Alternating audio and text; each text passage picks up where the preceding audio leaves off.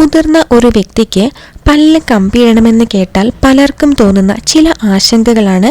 ഇതൊക്കെ കുട്ടികൾക്കുള്ളതല്ലേ? ഇത്ര പ്രായമായിട്ട് പല്ല് കമ്പിയിട്ടാൽ ചിരി മോശമാകുമോ? ചികിത്സയുടെ സമയം കൂടുമോ എന്നൊക്കെ. സത്യം എന്താണെന്നറിയോ? കമ്പിയിടാൻ പ്രായം ഒരിക്കലും ഒരു തടസ്സമല്ല. അപ്പോൾ മുതിർന്നവർക്ക് കമ്പിയിടണമെങ്കിൽ എന്തൊക്കെ കാര്യങ്ങൾ ശ്രദ്ധിക്കണം? എന്തൊക്കെ പ്രശ്നങ്ങളുള്ളവർക്ക് പല്ല് കമ്പിയിടാൻ പറ്റില്ല?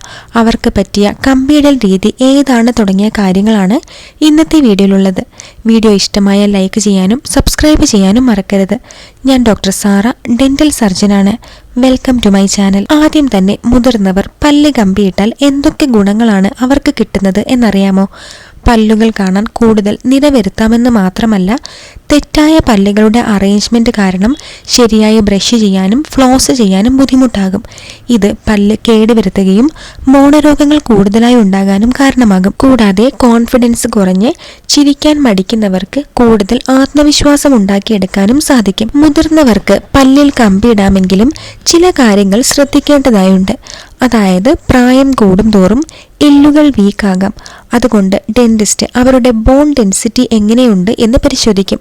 പ്രത്യേകിച്ച് ഓസ്റ്റിയോപോറോസിസ് പോലെയുള്ള അവസ്ഥകൾ ഉണ്ടോ എന്ന് നോക്കണം. മാത്രമല്ല, പ്രായമായവരിൽ കാണുന്ന കോമൺ ആയിട്ടുള്ള ഒരു അവസ്ഥയാണ് ഗുരുതരമായ മോണരോഗങ്ങൾ, അതായത് ജിഞ്ചവൈറ്റിസ്, പെരിഡോണ്ടൈറ്റിസ് പോലെയുള്ളവ.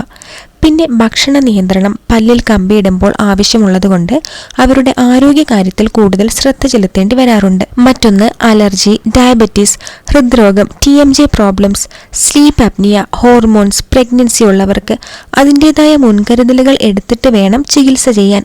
പ്രത്യേകിച്ച് പല്ല് പറിക്കേണ്ട സാഹചര്യങ്ങൾ വരുമ്പോൾ ശ്രദ്ധിക്കേണ്ടതായുണ്ട്. എന്നാൽ കുട്ടികളുടെ പല്ലുകൾ വളരുന്ന ഒരു സ്റ്റേജിലായതിനാൽ പല്ലുകൾ മൂവ് ചെയ്യിപ്പിക്കാൻ എളുപ്പമാണ്.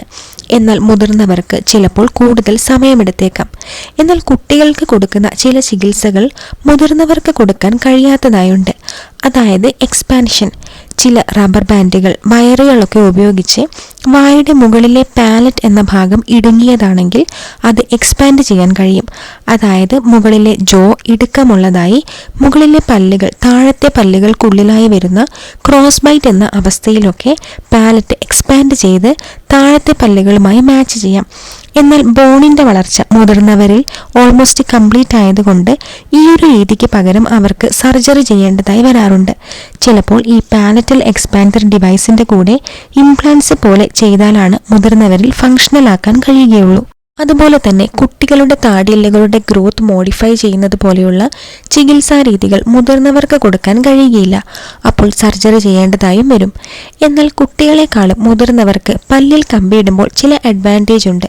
അതായത് മുതിർന്നവർ കൂടുതൽ റെസ്പോൺസിബിൾ ആണ്. എന്താണ് ചെയ്യേണ്ടത്, ചെയ്യാൻ പാടില്ലാത്തത് എന്ന് പറഞ്ഞാൽ മിക്ക മുതിർന്നവരും അത് കൃത്യമായി ഫോളോ ചെയ്യാറുണ്ട്. അവർ അപ്പോയിൻമെന്റ്സ് മിസ് ചെയ്യാറില്ല.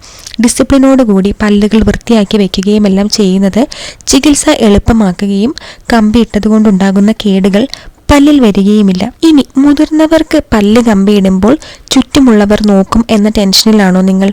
അതിൽ പരിഹാരമുണ്ട്. പുറത്ത് കാണാത്ത പല്ലുകൾ പോലെയുള്ള ട്രാൻസ്പെറൻ്റ് ആയ വളരെ കംഫർട്ടബിളായ ട്രേകൾ ഉപയോഗിക്കുന്ന ഇൻവിസലൈൻ പോലെയുള്ള ക്ലിയർ അലൈനറുകൾ ഉണ്ട്. ഇത് മറ്റുള്ളവർക്ക് പുറമേ നിന്ന് നോക്കുമ്പോൾ മനസ്സിലാക്കാൻ കഴിയുകയില്ല. അതുപോലെ പല്ലിന്റെ ഉൾഭാഗത്ത് ഘടിപ്പിക്കുന്ന ലിംഗ്വൽ ബ്രേസസ് ഉണ്ട്. അതും പുറത്ത് കാണില്ല. പിന്നെ മെറ്റൽ അല്ലാതെ വെളുത്തതോ മങ്ങിയ നിറമോ ഉള്ള സെറാമിക് ബ്രേസസ് ഉണ്ട്. നിങ്ങൾക്ക് ഇനി പ്രശ്നമില്ല എങ്കിൽ ട്രഡീഷണൽ മെറ്റൽ ബ്രേസസും ഉപയോഗിക്കാം. ഇപ്പോൾ നിങ്ങൾക്ക് മനസ്സിലായി കാണും കമ്പിയിടാൻ പ്രായം തടസ്സമില്ല എന്ന്. 70 വയസ്സുള്ള വ്യക്തികൾ വരെയും പല്ല് കമ്പിയിട്ട് നിരവരുത്തിയിട്ടുണ്ട്. ഇനി നിങ്ങൾക്ക് ആത്മവിശ്വാസത്തോടു കൂടി ചിരിക്കാം. ഈ വീഡിയോ നിങ്ങൾക്ക് ഉപകാരപ്രദമായെങ്കിലും നിങ്ങളുടെ സംശയങ്ങളും കമന്റിലൂടെ അറിയിക്കാവുന്നതാണ്.